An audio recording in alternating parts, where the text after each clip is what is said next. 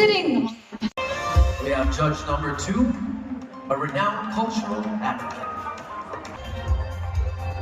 To our distinguished members of the selection committee, thank you so much for lending your wisdom and, of course, your time this evening. Okay, for the introduction of selection committee. And now let's proceed po sa swimsuit competition. For this part, your exit after it's time for the swimsuit competition of Sir Tom. Dito po kayo sa left side. Ayan, dun po kayo. Then yung entrance nyo din mamaya, sabay kayo left side to center. Then after that, outpost na kayo. Candidate number 1. With the surge in AI technology,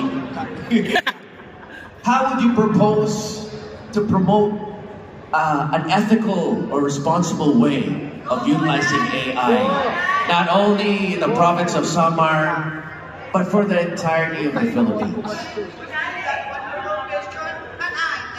Yes! Wow! Powerful answers. Lee, do you agree with me, Tom? Very sincere, if I might add. Every word. And can we just say, did you see those ladies out there? Also add the presence of our Lutyan Samar aspirants with our fine-looking Samareños and Samareñas in the audience. It's truly exhilarating and equally befitting for this year's Tanday Festival theme of Tinigangan, Katungtungan, and Kapupuwasan. Okay po. Parang sarap sa tayo ngayon ah. Okay po. Diretso na lang po tayo sa Roberta Awarding of Special and Minor Awards. And your cue until Special and Minor Awards. Cue to move to the next one. Sige po. Award spiel.